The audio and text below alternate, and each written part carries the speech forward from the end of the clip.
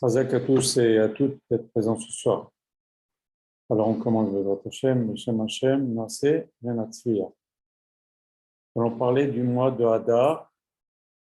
Finalement, Blineder, on parlera de la mort de Moshe Rabbeinu, ce jour du 7 Hadar qui est très important, dans un prochain cours, Bezrat Hashem.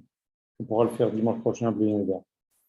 Je vais donc vous expliquer quelques éléments que j'ai pu collecter dans les livres du Rav, dans les cours du Rav, dans les audios de Rav Yusho Pinto, au sujet du mois de Hadar. Je rappelle comme à chaque cours que c'est avec la permission, les encouragements à la bracha de Rav Yusho Pinto que je donne ce cours en français. Je vous prie de bien vérifier que vos micros et caméras sont bien fermés pendant tout le cours et à la fin, si vous voulez, vous pourrez poser des questions. Si vous aimez le cours, n'hésitez pas à diffuser le lien YouTube à la fin. Ce cours est dédié à la mémoire de Rav Raphaël Yaakov Israël Bar Yaakov, Rav Israël Zatzal de Sarcelles, qui est mon maître, et dont la Haskara aura lieu jeudi soir et vendredi. Ça fera 16 ans. 16 ans qu'il est décédé, ce vendredi. Il y aura un office ce jeudi à la grande synagogue, au grand office algérien de la grande synagogue de Sarcelles. Il y aura 18h Mincha, suivi de Harvit, suivi de Divrei Torah. Il n'y a pas de Espedim parce qu'on ne peut pas faire d'oraison funèbre un jour de Rosh Chodesh. Ce sera le deuxième jour de Rosh Chodesh. Donc, ce n'est pas des Espedim, mais des Divrei Torah à sa mémoire. C'est sûr, on parlera de lui. Voilà. Donc, je vais vous citer quelques enseignements de Rav Yusho Pinto que j'ai publiés dans ces livres, comme on a dit tout à l'heure, pour que les gens puissent connaître les Torahs de Shuvah Israël en français, du Rav. Voilà. On commence Bezrat Hashem. Donc, les Chachamim nous disent une phrase bien connue, Mesher Nefnas Hadar, Marbim Besimcha. Quand le mois de Hadar commence, on multiplie la joie. Alors, que veut dire on augmente la joie? De quelle joie nous parlent nos Chachamim? C'est quoi? C'est boire du vin? C'est danser, le carnaval de Rio? C'est quoi? C'est rigoler non-stop? C'est quoi la joie dont nos Chachamim nous parlent? Quand ils nous disent multiplier, on va multiplier la joie. Le Rav nous dit également que qu'est-ce que ça veut dire on augmente la joie? Qu'est-ce que ça veut dire on augmente? Alors, le Rav nous dit déjà le sens simple de augmenter, ça veut dire que chaque jour, on rajoute sur la joie du jour qui précède, et le lendemain encore on rajoute, c'est ça, augmenter. Pendant tout le mois de Hadar, chaque jour on augmente, on augmente, on augmente.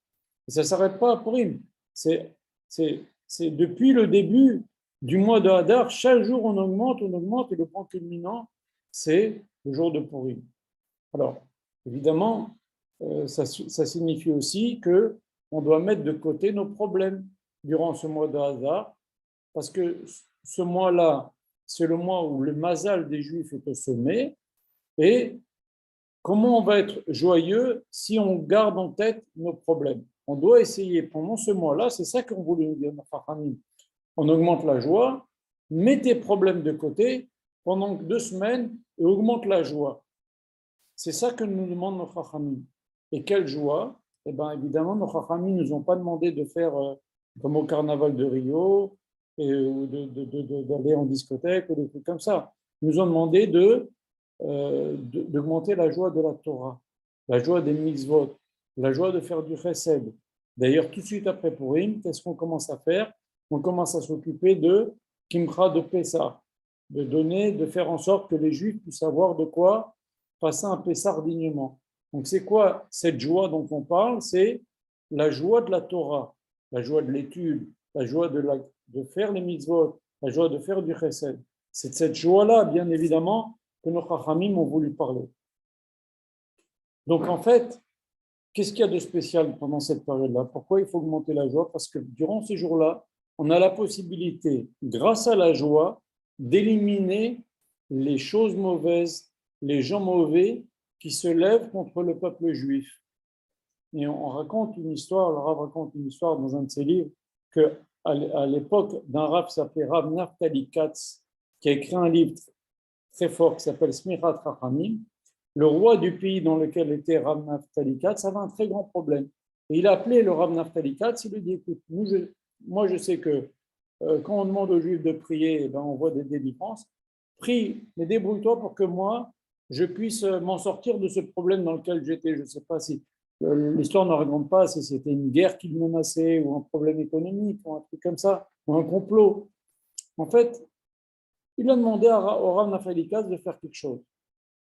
Et qu'est-ce qu'il a fait le roi? Il a envoyé aussi des espions pour voir ce que le Rav Naftali Katz allait faire. Et comme c'était durant le mois de Hadar, eh ben, le Rav était joyeux, il chantait, il était content, il faisait des sévidotes. Comme nous ont dit, Simcha Shek Mitzvah, il était toujours de très bonne humeur. Et les espions étaient étonnés parce qu'ils s'attendaient qu'ils réunissent les Juifs dans la synagogue, qu'ils les convoquent, qu'ils leur disent c'est très grave, il faut absolument qu'on prie pour aider le roi, savoir ce qu'il va décréter contre nous. Non, pas du tout. Il était joyeux, il était tranquille, il était dans sa maison, il chantait, il était content, il étudiait, il était de bonne humeur.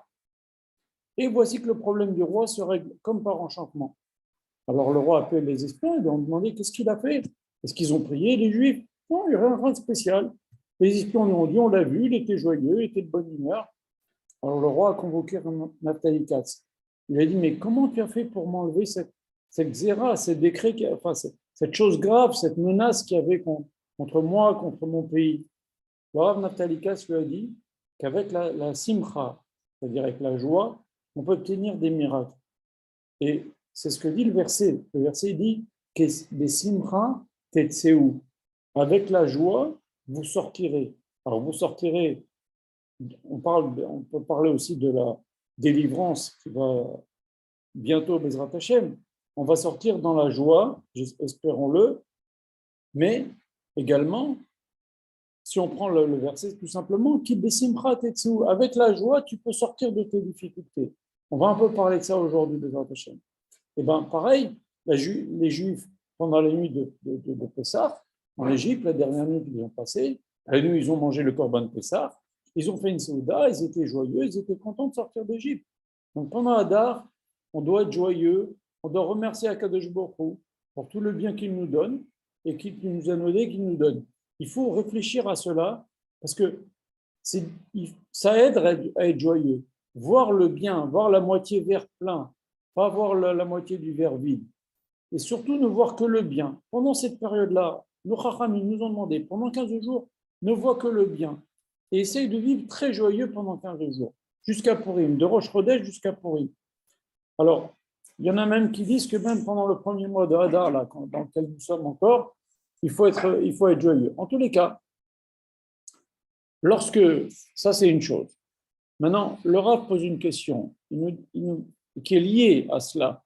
Lorsque Akash Baruch Hu, il a demandé à Abraham, il lui a annoncé que sa descendance va être esclave pendant 400 ans en Égypte. Et après, Akash Baruch Hu va les sortir, mais c'est la descendance d'Abraham Avinu. On voit qu'il n'a pas prié. Il n'a pas prié pour sa descendance. Que Akash Baruch Hu a dit ce décret est trop dur, 400 ans d'esclavage, c'est trop dur. Pas du tout, il n'a pas prié. Et on voit que quand Akash Baruch Hu, il a dit à Abraham, tu sais, la ville de Sodome, Amora et les villes aux alentours, elle va être détruite. Akash Baruch Hu, il a dit, et s'il y a 50 sadikim, mais s'il y a 40 sadikim, mais s'il y a 30 sadikim. On voit qu'Abraham Avinu, il a beaucoup prié pour cette ville-là. Pourtant, c'était tous des Réchaïm, il le savait parfaitement. Ce n'étaient pas des gens de sa descendance. Alors, pourquoi, pour eux, il a prié, et pour sa descendance, pour laquelle Akash Baruch Hu annonce 400 ans d'esclavage, il n'a pas prié. Alors, c'est étrange. Alors, le Rav répond ainsi, il y a un grand secret là-dedans, c'est qu'Avraham Avinu a compris que ces 400 années en Égypte et l'esclavage en Égypte, ça faisait partie de la construction du peuple juif. Si on passait par ce creuset-là, qui va faire de nous le peuple juif, vous savez, on dit que jusqu'au moment de la sortie d'Égypte, c'était la famille de Yaakov. Mais après, quand on est sorti d'Égypte, c'était le peuple d'Israël, comme on a dit dans un des cours, que quand Yaakov dans le cours que j'ai donné concernant quand Yaakov a rejoint Yosef en Égypte, eh ben, il y avait parmi les Juifs des dissensions. Celui-là, c'est les fils des servantes, et nous, on est les fils de Léa et de Rachel.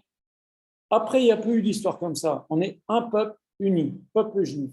Et donc, Abraham Avinu a compris qu'en descendant en Égypte, en fait, on allait participer à la construction du peuple juif. Et c'est ce peuple qui va être, grâce à cela, il va mériter de recevoir la Torah, de recevoir la terre d'Israël, de recevoir le Olam Haba.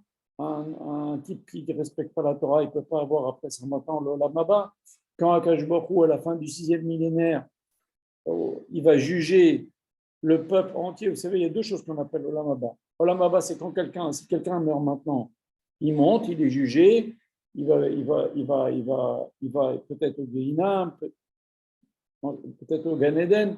C'est ça qu'on appelle l'Olam Haba, c'est l'Olam après la mort.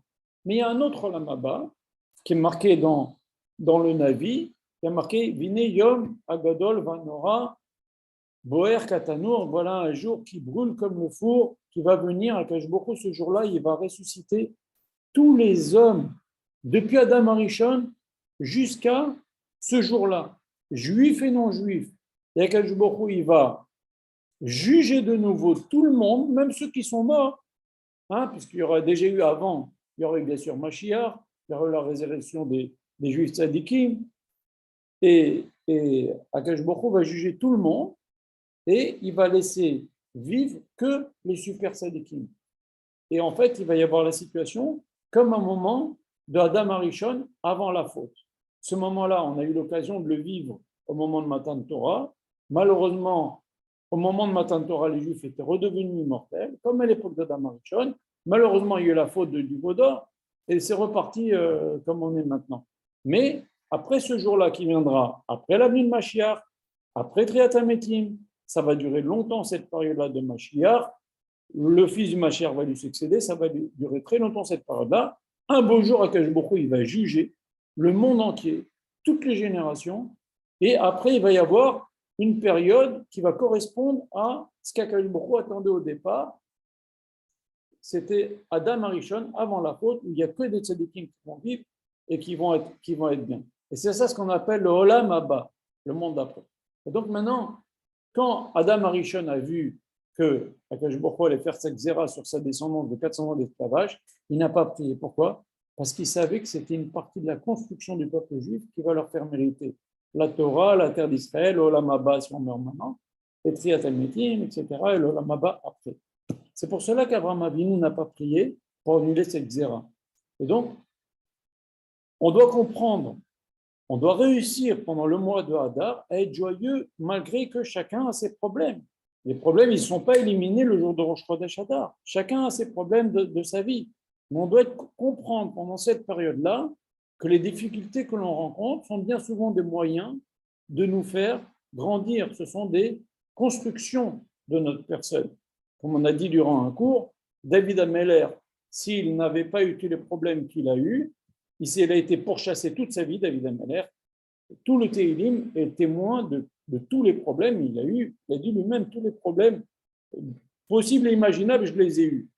C'est marqué dans Téhilim, tous les problèmes, il est poursuivi par-ci, par-ça. Il n'a pas arrêté le pauvre David Ameller toute sa vie, c'était des guerres. Depuis petit, on l'a maltraité, on l'a pris pour un mamzer. Après, plus tard, on l'a dit qu'il n'était pas juif. Après, il y a des guerres de partout. Son beau-père, s'il n'avait pas eu tout ça, David Ameller, il n'aurait pas écrit le Téhilim. Il ne serait pas devenu David Ameller, le pilier du trône d'Hachem. Pareil pour Avraham Avinu. Avraham Avinu, s'il n'avait pas eu ces 10 épreuves, eh ben, il n'aurait pas été non plus le pilier du trône d'Hachem. Il n'aurait pas été non plus celui qu'on appelle pendant la Yamim Noraim, à Rosh Hashanah et Kippour, on n'arrête pas de dire et Sha'arei Ratzon, l'Akedah d'Yitzhak. Si Yitzhak n'avait pas eu cette épreuve-là de Akedah, il avait 37 ans, il aurait pu dire laisse-moi tranquille à son père. S'il n'avait pas eu toutes ces épreuves-là, eh ben, ils ne seraient pas devenus ce qu'ils sont devenus. Pareil pour Yosef Hatzadik. Yosef Hatzadik, s'il n'avait pas eu cette épreuve avec cette femme, s'il n'avait pas eu 12 ans de prison, il ne serait pas devenu l'homme qui va tracer la voie aux Juifs de ne pas fauter pendant 210 ans en Égypte. 210 ans dans le pays le plus impur du monde. S'il n'avait pas eu ces épreuves-là, il ne nous aurait pas tracé la voie. Donc en fait, on doit comprendre, réussir pour être joyeux, on doit comprendre que les épreuves, c'est pas, Akash Baruch Hu, il ne nous envoie pas des épreuves stables. C'est des fois pour nous construire. D'ailleurs, on voit les gens qui ont eu des épreuves dans leur vie, ils ont beaucoup plus de profondeur que les gens qui n'en ont pas eu. Laure avait dit d'ailleurs dernièrement dans un des cours, quand il arrive quelque chose à quelqu'un, s'il veut savoir si c'est une épreuve pour le faire grandir ou est-ce que c'est une punition, eh bien, il voit à la fin de l'épreuve, 2-3 mois après l'épreuve. Oui, il en est spirituellement. Est-ce qu'il a dégringolé spirituellement ou il a récupéré? Parce qu'au moment de l'épreuve, des fois, on est perturbé, on n'arrive plus à prier de la même façon, on n'arrive plus à étudier de la même façon. C'est tout à fait compréhensible. Maintenant, 2, 3 mois après que l'épreuve soit terminée, est-ce qu'il récupère son niveau spirituel? S'il récupère son niveau spirituel, c'est une épreuve pour faire grandir la personne. Si la personne ne récupère pas son niveau spirituel, c'est une punition pour ses fautes. Et donc, en fait, on doit réfléchir pendant cette période de Hadar, de comprendre que ce qui nous permet de rester dans la Simcha, c'est justement de comprendre que c'est vrai, on a des difficultés, on doit les mettre de côté. Et pas oublier que bien souvent, les difficultés, c'est des choses qui nous permettent de nous faire grandir. Alors attention aussi, parce que cette semaine, j'ai vu un truc qui m'a fait beaucoup de peine. J'ai vu des Juifs qui dansaient en Ukraine le jour de l'invasion en Russie. Excusez-moi, il y a des moments où il ne faut pas danser.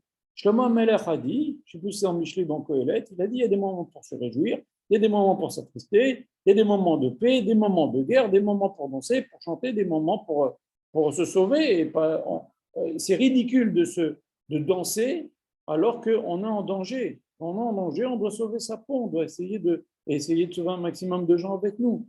Donc, je ne suis pas en train de dire qu'il faut être joyeux tous azimuts. Je parle de cette période que nos Chachamim m'ont dit, mais chez Nirna Sadar, Marbim Besimcha. Bien sûr, Hachem, il faut servir Hachem Besimcha, etc. Mais pas n'importe comment, et pas tout le temps. Quand il y a des guerres, c'est ridicule de danser. C'est absolument ridicule de danser. Voilà. Alors,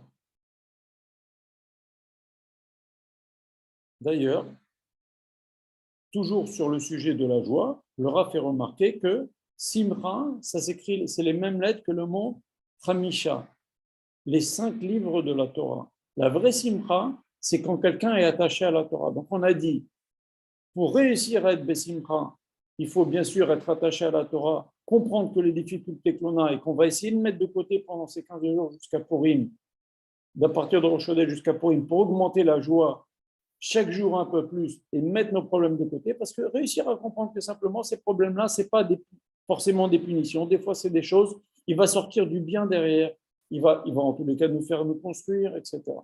Voilà. Et donc, comme on a dit, la simcha, c'est relié à la Torah, c'est simcha hamisha. Quelqu'un est vraiment besimcha quand il est attaché à la Torah. Mais si la personne se conduit mal, il ne peut pas sentir une vraie simcha dans son cœur. C'est pas ça la simcha. Il va sentir ce qu'on appelle oulelout. Oulelout, c'est comme les gens à Rio, au carnaval de Nice ou en discothèque. C'est pas ça la simcha. La simcha, c'est bien plus profond que faire le fou, rigoler, boire un coup et se marrer. C'est pas ça la simcha. La simcha, c'est une vraie simcha dans le cœur. Et si le cœur est loin d'Akadosh Baruch Hu, il y a du vide dans la personnalité de la personne. Il y a du vide. Il y a du vide. Et ça, c'est ce qu'on appelle oulelout. Regardez ce que disent Rachamim. Ils nous disent, quand on a mis Yosef dans le puits, il y a marqué Va'abor ek rek en bo maim. Le puits est vide, il n'y a pas d'eau. Nos Rachamim disent, évidemment, s'il est vide, il n'y a pas d'eau. Et Rachid disent, oui, c'est vrai, il n'y a pas d'eau, mais si la Torah nous précise tout ça, le puits est vide, il n'y a pas d'eau, c'est pour te dire que, ok, il n'y a pas d'eau, mais il y a des serpents et des scorpions dans ce puits dans lequel on a mis Yosef. Et bien, c'est pareil pour le cœur des hommes. C'est bien connu, ce n'est pas le Rav qui l'a inventé. Quand on dit un cœur qui est vide d'eau, l'eau c'est la Torah, qu'est-ce qu'il y a dedans? Il y a des scorpions et des serpents, et des serpents, et des mauvaises midotes, on est attiré par des choses pas bien. Et ça, c'est pas ce genre de simcha que nos chachamim nous ont demandé d'avoir. Voilà. Toujours sur ce sujet-là, le Rav dit qu'il faut se méfier de la tristesse. Parce que rien n'est pire que la tristesse. Alors, il y a une différence entre l'amertume, mrirut, et atzvut. Atzvut, c'est la tristesse, mrirut, c'est l'amertume. Alors, comme j'ai dit tout à l'heure, quelqu'un qui passe un moment difficile, il ne va pas se mettre à danser. C'est un sot s'il se met à danser. Il est débile. Qu'est-ce qu'il croit? Au contraire, tu passes un moment difficile. Alors, l'amertume, c'est différent de la tristesse, c'est quelque chose qui permet à l'homme de réfléchir, tirer du moussard sur ce qui lui arrive, faire un cheshbon nefesh, réfléchir ce qui ne va pas. Est-ce qu'il y a vraiment quelque chose que j'ai fait de pas bien? Peut-être que des fois, en arrangeant quelque chose, la chose elle va disparaître, l'épreuve dans laquelle on est, qui nous rend amer, va disparaître. Mais malgré tout, il ne faut pas être triste. Même quelqu'un qui est en deuil, il peut être amer, mais pas triste. C'est vrai que nos Chachamim nous ont dit les 3 premiers jours, c'est des pleurs, etc., etc. Mais pas une tristesse qui comme un plomb qu'on met sur quelqu'un et qu'on va le couler, Dieu préserve. C'est pas ça que la Torah nous demande. Nous demande, c'est une amertume parce qu'on ressent un moment difficile, mais il y a cette nuance-là. C'est quelque chose qui ne va pas nous paralyser, qui va nous empêcher de faire des mitzvot, qui va nous entraîner vers des péchés. Ça, c'est ce que la tristesse fait. L'amertume, elle est permise, c'est momentané, c'est une prise de conscience de la situation difficile dans laquelle on se trouve, et pour rebondir justement. Voilà. Et aussi, le Rav va souligner que la simcha, la joie, c'est pas le vin et l'alcool. J'ai mis ce matin sur le groupe une personne qui a dit avant Shabbat, je bois un coup, comme ça me met bien pour Shabbat, etc. Le Rav a dit on n'a pas à boire pour se sentir bien. On peut se sentir bien en prenant conscience de la Kedushat Shabbat, de la bracha que ça va nous apporter, on fait le sivoui d'Akadosh Baruch Hu, etc. C'est pareil pour Purim. Ces gens-là qui se saoument, mais qui se conduisent mal, et des fois c'est des gens religieux, et c'est pas ça que nos Chachamim nous ont demandé. C'est vrai, ils ont dit on doit boire jusqu'à qu'on ne sait pas entre Baruch, Mordechai et maudit soit Aman. Très bien, et alors Chachamim, il faut voir dans l'halakha. Quand tu as bu un coup, tu vas dormir un peu. Pendant que tu dors, tu ne sais plus si c'est Baruch Haman, Aror, Mordechai, ça y est, tu as fait la mitzvah. Mais ces gens qui font n'importe quoi, qui finissent allongés dans la rue, ou qui rigolent, nos Chachamim, ils ne nous ont pas demandé ça. Tous les Chachamim, tous les Gdolim, tous les Rabbanim, ils n'arrêtent pas de parler de ça. Tu bois, tu es content, exceptionnellement, un jour par an, tu bois beaucoup plus que d'habitude, tu rigoles, mais tu dois être capable de continuer à dire des livrets Torah et des choses sur la Torah, etc., mais pas se conduire avec vulgarité. D'ailleurs, nos Chachamim nous disent, si tu veux savoir, c'est bien connu, si tu veux savoir qu'est-ce que vaut une personne, regarde comment il est quand il boit. Adam, Nidon, Bekoso, Bekiso, Bekaso. Regarde-le quand il boit, regarde-le comment il se conduit avec l'argent, et regarde-lui comment il est quand il est en colère. C'est là que tu vois la vraie nature d'une personne. Tu peux discerner. Si quelqu'un, quand il boit, il continue à dire des livrets Torah, alors il peut continuer à boire. Il n'y a pas de problème. Mais s'il commence à se vautrer par terre, à faire des mauvaises blagues, à se prendre pour un mashgiach et donner du moussard aux autres, et après dire des vulgarités, comme on a dit dans le cours sur Noach, quand il a créé le vin, Noach a fait un deal avec le Satan. Alors le Satan lui a dit d'accord, ok, on va créer le vin, on va replanter la vigne à la sortie de la Tevat Noach.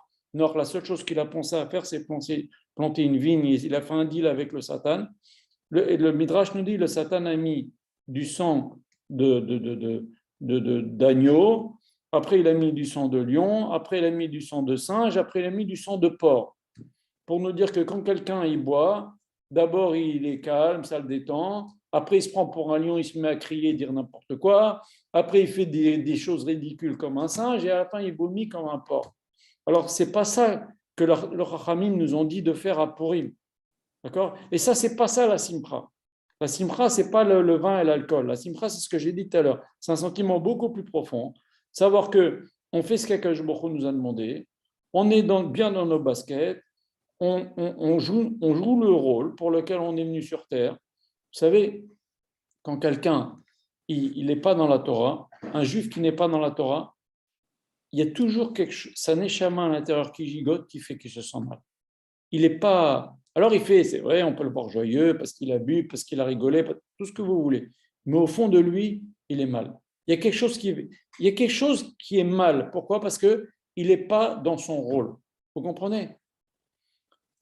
Et ça, c'est important. Mais bon, il y a des gens qui masquent cela avec justement, avec des bêtises, avec des excès, avec de la drogue, avec je ne sais pas quoi. À la fin, on entend combien de vedettes se sont suicidées. Juifs, que Dieu préserve. Combien de gens très riches, juifs, se sont suicidés? Parce que leur vie, elle a finalement, une âme juive, elle a des aspirations. Et si elle ne les réalise pas, eh ben, ils sont à un vide colossal à l'intérieur de lui. Et combien de déprimes, et combien… Bon, alors on ne va pas s'étendre là-dessus, mais ceci pour vous dire, la simcha, ce n'est pas toutes ces choses-là.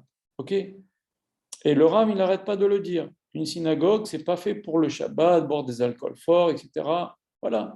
S'il y a une Seudat de mitzvah, on boit un petit peu, Mazal Tov, pour on boit beaucoup plus, d'accord, mais il faut savoir se tenir.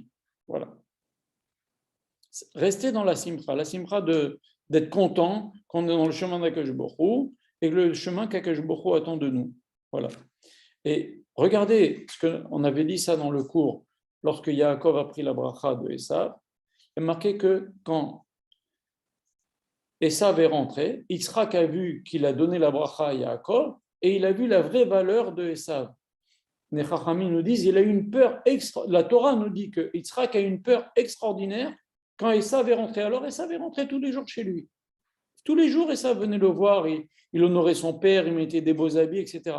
Et voilà que quand il a donné la bracha à Yaakov, il a senti l'odeur du Gan Eden, il a béni, et voilà que maintenant que quand Esav rentre, il a une peur terrible. Et nos Chachamim discutent, est-ce qu'il a eu plus peur à ce moment-là ou au moment du sacrifice, quand il y a eu le sacrifice d'Israël?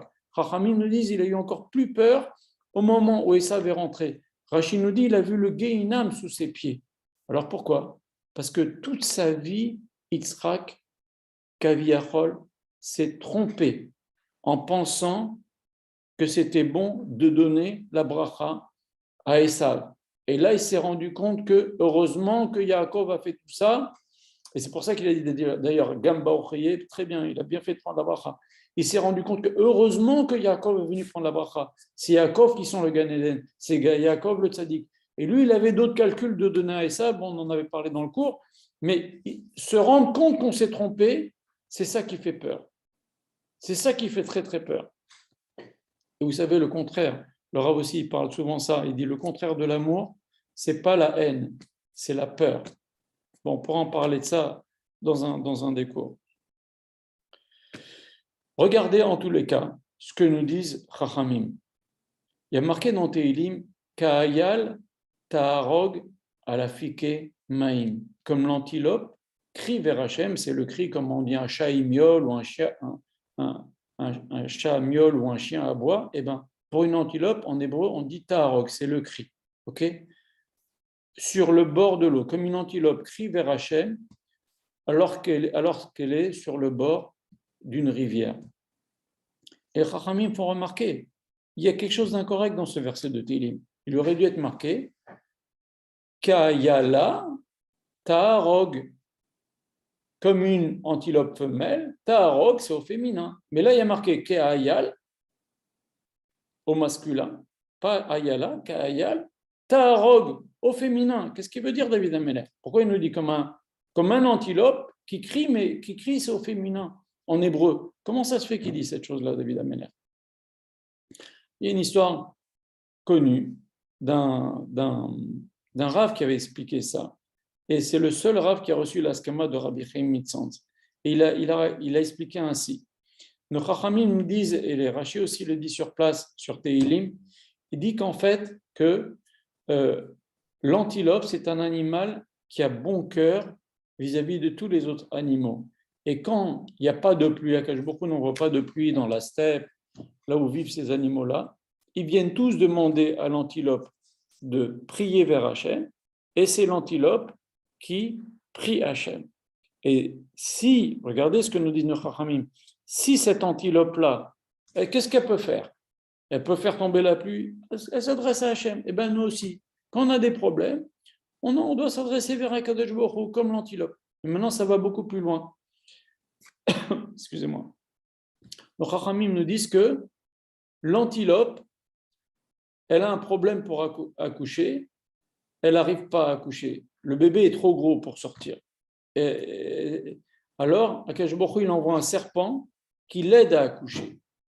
Et maintenant, la question se pose, c'est qu'est-ce qui se passe si au moment où tous les animaux viennent voir l'antilope lui dire « Prie Hachem pour nous », et Hachem aime bien l'antilope, c'est pour ça qu'on envoie l'antilope prier vers Hachem, « Prie Hachem pour nous parce qu'on a soif », ok ? Et c'est juste au moment où elle est en train d'accoucher. eh bien, nos Chachamim nous disent, on apprend de ce verset de Teilim, elle oublie qu'elle est en train d'accoucher. Elle s'occupe des autres, elle ne voit pas ses propres problèmes. Elle se fait comme un mâle. Ka'ayal, pas ayala, ka'ayal, ta'arog au féminin. C'est-à-dire, elle crie vers Hachem, elle oublie de prier pour son problème parce qu'elle n'arrive pas à accoucher, qu'Hachem lui envoie ce serpent pour l'aider à accoucher, et elle crie vers Hachem, elle pense au problème des autres. Et ça nous apprend quoi? Ça nous apprend que n'importe qui doit savoir s'adresser à Kadosh Baruch Hu quand il a des problèmes. Même ces animaux-là, regardez, ils vont vers l'antilope et elle oublie ses propres problèmes pour prier pour les autres. Et ça aussi, c'est quelque chose d'important. Un dirigeant doit être capable de ça, mais même chacun d'entre nous, on doit être capable de prier pour nous, pour les autres, pas se faire du souci. Avec la tefila, on obtient beaucoup de délivrance. On va en parler maintenant. Alors, maintenant, le Rav pose une question. Il demande pourquoi nos Chachamim nous ont demandé d'être joyeux à Hadar. Pourtant, au mois de Nissan, qui est juste après, le mois de Pessah, nos Chachamim ne nous ont pas dit, mais chez Nichnas Nissan, Marbim Besimcha, quand le mois de Nissan rentre, on doit multiplier la joie. Et pourtant, en Nissan, il y a eu des délivrances encore plus grandes. Il y a une délivrance encore plus grande parce que là, on est sorti d'Égypte. C'est quelque chose d'extraordinaire. On fait 8 jours de fête. Alors pourquoi nos Chachamim ne nous ont pas dit de nous réjouir pendant le mois de Nissan?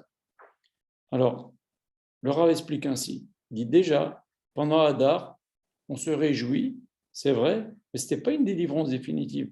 Après, il y a eu le deuxième Beth Amikdash, destruction du deuxième Beth Amikdash, après tout l'exil dans lequel on est depuis la destruction du deuxième Beth Amikdash, combien de pogroms il y a eu en Ukraine, combien de pogroms il y a eu en Russie, combien de pogroms il y a eu partout, malheureusement, les guerres, la Shoah, etc. Alors, pourquoi on se réjouit à Purim? Tu te réjouis pourquoi? Il s'est passé tellement d'autres malheurs pour le peuple juif. Et puis, le Rav fait remarquer qu'en Égypte, il y a eu les miracles, il y a eu des miracles encore plus grands qu'à Purim. Pourquoi? Parce qu'à Purim, comme nous ont dit nos Chachamim, Esther, c'est des miracles voilés. Un type qui veut lire la Megillah d'Esther et dire, d'ailleurs, il n'y a pas le nom d'Hachem. Dans la Megillah, il n'y a pas une seule fois le nom d'Hachem. C'est pour ça que ça s'appelle Esther. Ça veut dire, le nom d'Hachem est voilé. Un type qui veut lire la Megillah, il dit, c'est pas Hachem. Il y a une circonstance, des bonnes circonstances qui se sont ajoutées l'une à l'autre et les Juifs ont été sauvés. C'est pas Hachem, c'est vrai. Un type qui veut lire la Megillah, il peut lire la Megillah comme ça. Par contre, en Égypte, quand on lit les parachutes de la sortie d'Égypte, c'est des miracles extraordinaires. Les 10 plaies, la sortie d'Égypte, la traversée de la mer. Et après, on a vécu 40 ans dans le désert avec la manne, etc. C'est des nissim extraordinaires. On devrait se réjouir normalement beaucoup plus en Nissan que pendant le mois de Hadar. C'est une bonne question. En fait, écoutez, si vous voulez prendre la parole, voilà, je vous pose la question. Est-ce que vous avez une réponse à ça? Pourquoi en Hadar on se réjouit et en Nissan, nos Chachamim ne nous ont pas dit de nous réjouir? Est-ce que vous avez une réponse à ça? Est-ce que quelqu'un a une réponse à ça?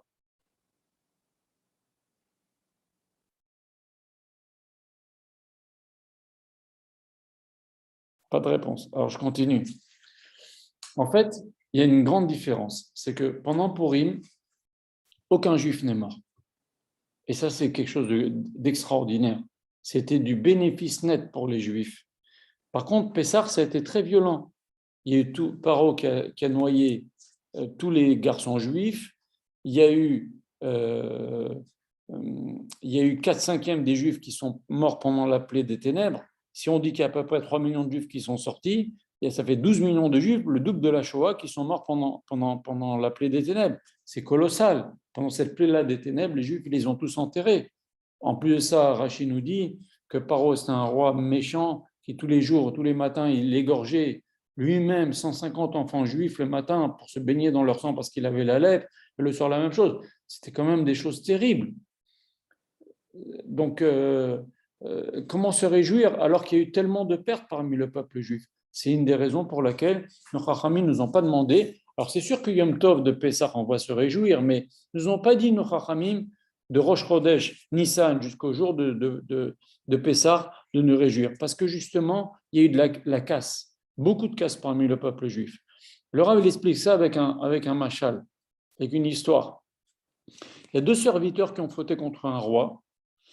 Et à l'un, le roi dit, toi, si tu me donnes 100 000 euros, dans une semaine, tu auras la vie sauve. Et toi, l'autre, il lui dit, toi, tu es condamné. Dans une semaine, je te tue. Alors, celui auquel le roi a donné la possibilité de s'en sortir avec de l'argent, il vend tout ce qu'il a, il essaye de réunir la somme. Et l'autre, il sait qu'il est condamné tous les jours. Il va, il supplie le roi, il s'arrange pour voir le roi et le supplier, il tombe à ses pieds, etc. Au bout d'une semaine, l'un vient avec 100 000 euros et le roi, finalement, il gracie les deux. Il gracie aussi bien celui qui a donné 100 000 euros que celui qui a supplié tous les jours alors que le roi lui avait dit, toi, tu n'auras pas la vie sauve. En fait, quel est le plus content des deux au final? Celui qui n'a pas déboursé un centime. Il a réussi, grâce à cette fille-là au roi, à s'en sortir. Et ben là, c'est pareil à Purim. Comment on s'en est sorti? Avec la Emouna, avec la tfila, avec la teshuva, et il n'y a eu aucun mort. Au contraire, on a tué tous les Amalekim. Vous comprenez? Et on n'a pas pris l'argent des Amalekim.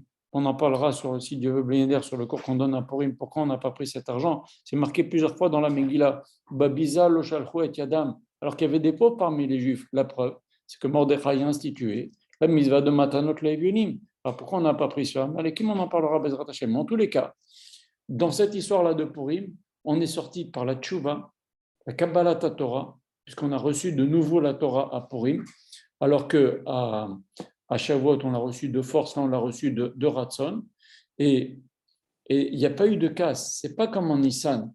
Voilà. Et en règle générale, le Rav dit la chose suivante, il dit que dans la vie, des fois il y a des épreuves, on peut s'en sortir avec l'argent. Comme a dit Shlomo Ameler, à Kesef Poter et Akol. Avec l'argent, on peut éviter beaucoup de problèmes. On peut se sortir de beaucoup de problèmes. Ou on peut sortir de certains problèmes avec des traitements médicaux. Donc, la personne ne va pas tellement prier. Elle va compter sur son argent, elle va compter sur son médecin, elle va prier un tout petit peu. Par contre, alors quand on se sort de ce genre d'épreuve-là, on laisse souvent des plumes. Eh bien, déjà, l'argent qu'on a dépensé, ou bien les problèmes, les traitements médicaux, des fois, il y a des dégâts. Comme nous disent le Chachamim, je crois que c'est le Rav de Brice qui a dit, pourquoi il y a marqué quand Akadosh Baruch Hu guérit, il y a marqué Kéni Hachem Rofecha, je suis ton médecin. Et quand Hachem nous permet d'aller voir le médecin dans Parashat Mishpatim, il nous dit Verapo, irapé, guéris, tu guériras. Le Rav de Brice qui dit, parce que le médecin il va te guérir, mais il faut qu'il te guérisse une deuxième fois des traitements qu'il t'a donnés. Et bien souvent, des fois, il y a des gens même qui meurent à cause des traitements. Il y a des gens même qui ne veulent même plus faire de chimiothérapie, j'en connais, parce que c'est tellement terrible. Donc, que Dieu préserve. Donc, on laisse des plumes quand le traitement, quand on se sort des épreuves avec l'argent ou avec des traitements. Mais quand on se sort des épreuves grâce à notre fila et par bonté d'Hachem, il nous sort de ces choses-là, on est beaucoup plus content. Et c'est ça la différence entre Hadar et Nissan. Hadar, on est sorti avec la tfila, avec la tchouva, et donc on n'a pas laissé de plume, il n'y a aucun juif qui est mort. En Nissan, il y a eu malheureusement, il y a eu des plaies, il y a eu des juifs qui sont morts pendant la plaie des ténèbres, il y a eu l'esclavage, il y a eu des enfants qui sont morts, qui ont été noyés, etc. Et c'est ça la grande différence. Et pendant le Hadar, les Juifs, ils ont eu confiance en Hachem. Il y a marqué, ils ont dit on s'en remet à Hachem. Il n'y a qu'Hachem qui peut nous sortir de cette histoire. Et vous savez, on en parlera à Blinder pendant le cours, mais le Talmud Yerushalmi dit quelque chose d'incroyable. Il dit que le secret que les Juifs allaient être sauvés, qu'il allait arriver cette histoire entre les deux temples et que les Juifs allaient être sauvés, il a été passé de Moshe à Yeshua, de maître à élève, et Mordechai était au courant. C'est pour ça qu'il y a marqué au Mordechai Yada. Bon, le Rachidi, la Gemara dit ce qu'elle dit, que Eliyahu lui a dit, etc. Mais même plus que ça, dit la Gemara dans le Yerushalmi, il savait très bien qu'à la fin, on allait s'en sortir. D'ailleurs, il a dit à Esther, il lui a dit Im tachareshi, tu te tais, c'est pas grave, non, on va s'en sortir. Je le sais qu'on va s'en sortir. Il le savait comme ça depuis Moshe Rabbeinu. Moshe Rabbeinu avait dit ce secret, qu'on va y avoir cette histoire-là de Purim et qu'on va s'en sortir. Donc, en fait, qu'est-ce qu'il a fait, Mordechai? Il a fait faire tchouva aux Juifs. Et grâce à ça, Kadosh Baruch Hu les a sauvés. Grâce au bitachon, la confiance à Hachem, la tfila et la tchouva. Et c'est ça la différence entre le miracle de Purim qui est par la tfila, et le miracle de Pessah, après beaucoup de casse parmi le peuple. C'est pour ça que nos Chachamim nous ont dit qu'on n'a pas à se réjouir comme ça pendant les 15 premiers jours de Nissan. Alors, pour terminer le cours, je vais vous citer une question que le Rav demande. Il est marqué à la fin de la Megillah, quand Aman vient de promener Mordechai dans la ville, il est abattu et sa femme lui dit Immezera Yehudim, si ce Mordechai-là c'est un juif, Tipol Lefanav, Napol Tipol Lefanav, tomber, tu tomberas devant lui, ça veut dire tu ne vas pas arrêter de tomber, mais Zera Yehudi, si c'est un descendant des juifs. Alors, mais c'est étrange. Depuis le début de la Megillah, on sait que Mordechai est un juif. Il en a eu marre d'ailleurs, c'est pour ça qu'il a marqué. Il est en colère contre Mordechai, mais il n'a pas voulu tuer seulement Mordechai Levado, il a voulu tuer Am Mordechai. Dans la Megillah, c'est marqué. Il a voulu tuer le peuple de Mordechai. La Gemara dit il a voulu tuer tous les Talmidei Chachamim, mais tous les juifs. Il savait très bien que Mordechai, c'est un juif. Alors, qu'est-ce que ça veut dire que maintenant, Zeresh, à la fin, lui dit, tu sais, si c'est un descendant de juif, tu vas tomber définitivement devant lui. On le sait. Juste maintenant, elle se réveille que c'est un juif. Alors, regardez ce que le Midrash nous dit. Le Midrash nous dit quelque chose d'extraordinaire. Le Midrash Rabbah, je vais vous le lire. C'est très, très intéressant. Écoutez. Regardez ce que lui a dit Zeresh, la femme de Haman, mais avant. Quand après la première Séouda. Après la première Séouda. Non, avant la première Séouda. Non, après la première Séouda, pardon. Haman rentre chez lui tout content et il dit à sa femme, comment je peux faire pour tuer Mordechai? Et sa femme lui dit, tu vas le mettre sur un arbre, une grande potence, tu vas le pendre, une potence de 25 mètres de haut, 51 mottes. Il y a beaucoup à dire là-dessus. C'est un arbre qui était resté de la Teva de Noir. Bon, c'est pas le moment de parler de ça, on n'est pas dans le cours sur Purim. En tous les cas, il était tellement content de l'idée qu'il est venu à 5 heures du matin chez le roi Achashverosh pour lui dire « Tu me donnes la permission de pendre Mordechai ». Donc c'est très bien qui c'est Mordechai. Maintenant, au moment où elle a décidé de lui conseiller de le pendre sur un arbre, sur une potence de 25 mètres de haut, regardez ce que nous dit le Midrash. Extraordinaire, c'est une grande leçon pour nous. Le Midrash nous dit la chose suivante. Zeresh lui a dit, tu sais, avec Mordechai, tu ne vas pas t'en sortir. Si tu ne vas pas, avec ruse contre Mordechai, tu ne vas pas t'en sortir. Parce qu'il y a déjà eu pas mal de gens qui ont essayé de tuer des Juifs dans l'histoire et ils s'en sont souvent sortis. Si, par exemple, tu mets Mordechai dans une fournaise, eh bien, il y a déjà Hanania, Michael et Azaria qui sont sortis de la fournaise. Même Abraham est sorti de la fournaise. Si tu jettes Mordechai dans une fosse au lion, Daniel est déjà sorti de la fosse au lion. Si tu mets Mordechai, c'est la femme de Haman qui parle, hein, il réfléchit à voix haute comment faire pour tuer Mordechai. Si tu mets Mordechai en prison, déjà Yosef est sorti de prison. Si tu fais un feu, tu mets Mordechai dans une boîte en fer et tu mets un feu en dessous, eh bien déjà, Ménaché, il est sorti d'une épreuve pareille, Akash Baruch Hu l'a sorti. Si tu mets Mordechai dans le désert, les Juifs, ils ont été déjà 40 ans dans le désert et même ils se sont multipliés.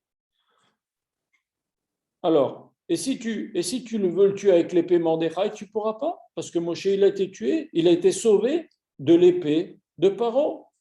Et David, et si tu veux lui jeter David aussi, il a été sauvé de l'épée de Goliath en lui jetant des pierres, etc. Et Yitzhak aussi, il a été sauvé de l'épée de son père, du couteau de son père, au moment de la Kéda de Yitzhak.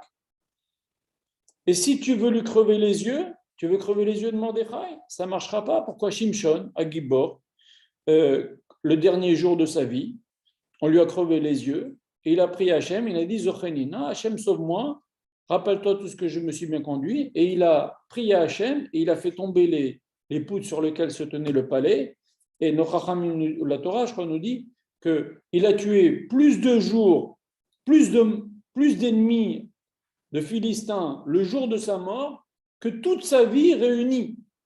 Donc tu vas lui crever le vieux, ça ne sert à rien, il va s'appuyer sur sur le Nes qu'il y a eu avec Shimshon. Il faut que tu trouves une nouvelle mort pour Mordechai.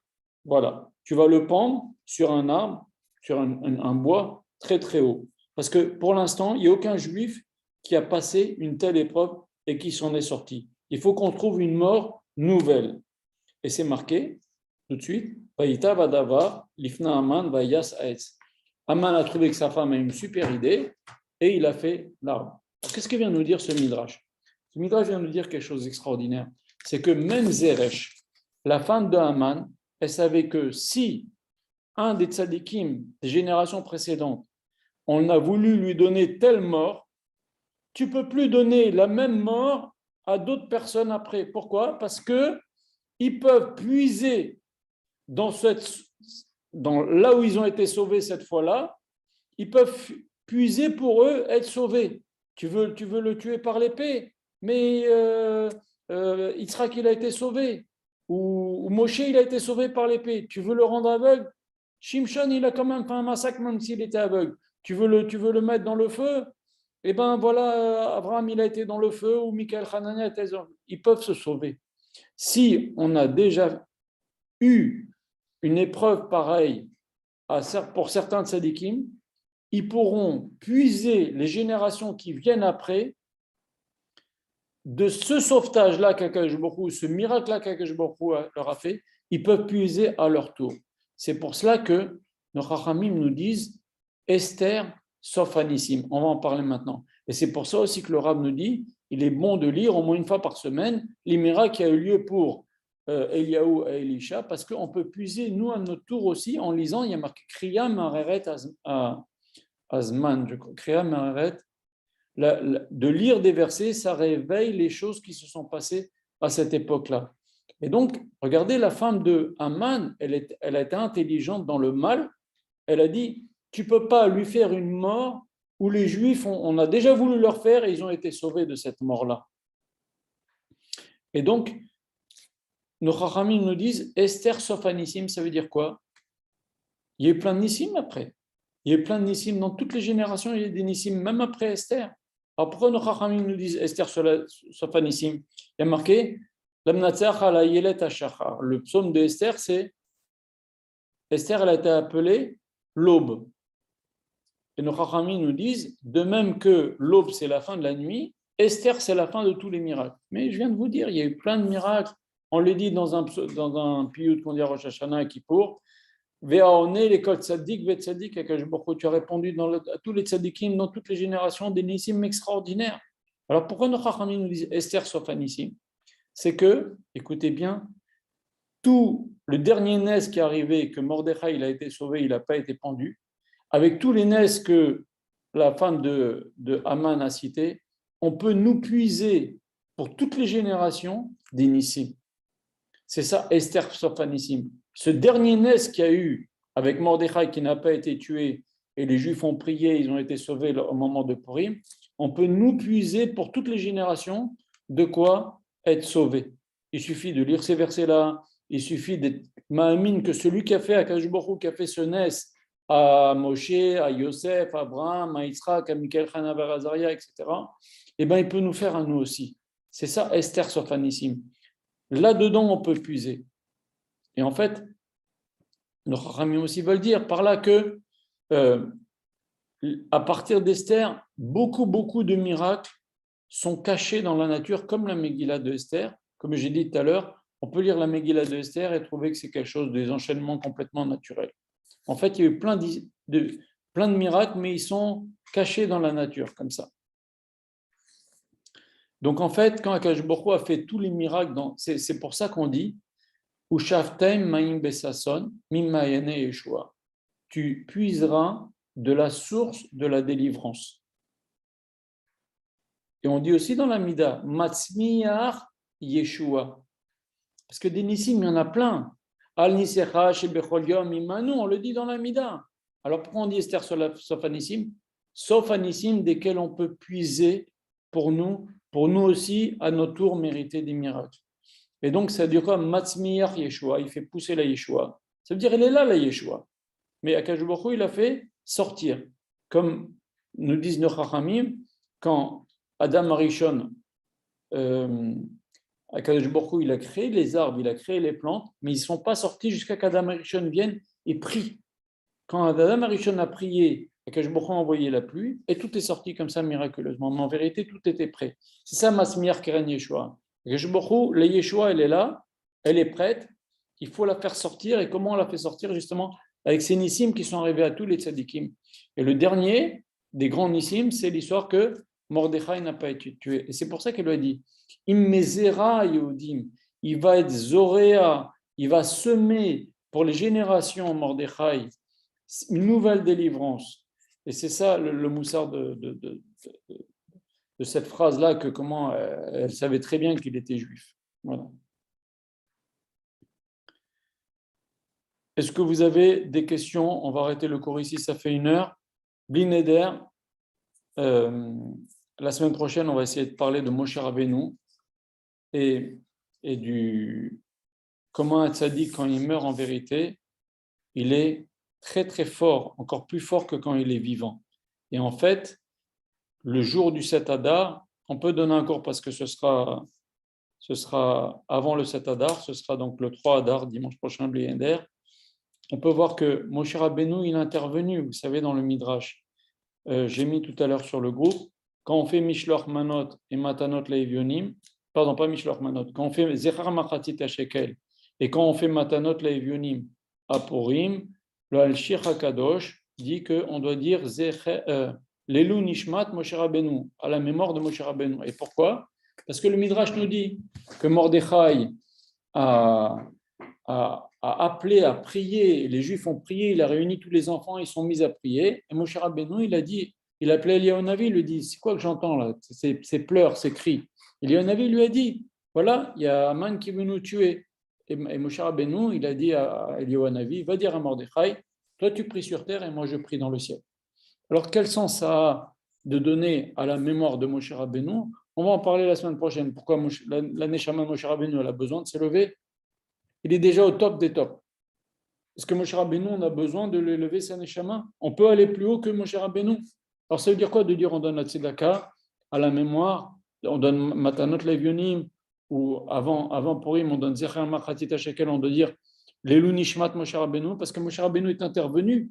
Mais qu'est-ce qu'on va élever la Neshama de Moshe Rabbeinu? Qu'est-ce que ça veut dire? On en parlera bien la semaine prochaine. Est-ce que vous avez des questions pour ouvrir les micros? Shavua Tov. Shavua Tov. Merci pour ce cours et de l'avoir fait ce soir. Avec plaisir. Super. Je te souhaite une bonne semaine et si Dieu veut, la semaine prochaine. Merci beaucoup. Est-ce que vous avez des questions? Pas de questions? Merci. Il y a une question?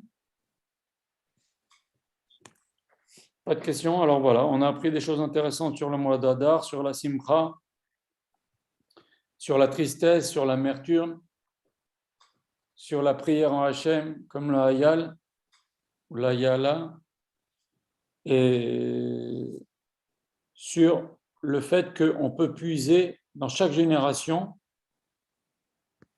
des miracles qui sont arrivés dans les générations précédentes. Shavua Tov, Shavua Tov. Shavua Tov, merci beaucoup. Shavua Tov. Merci.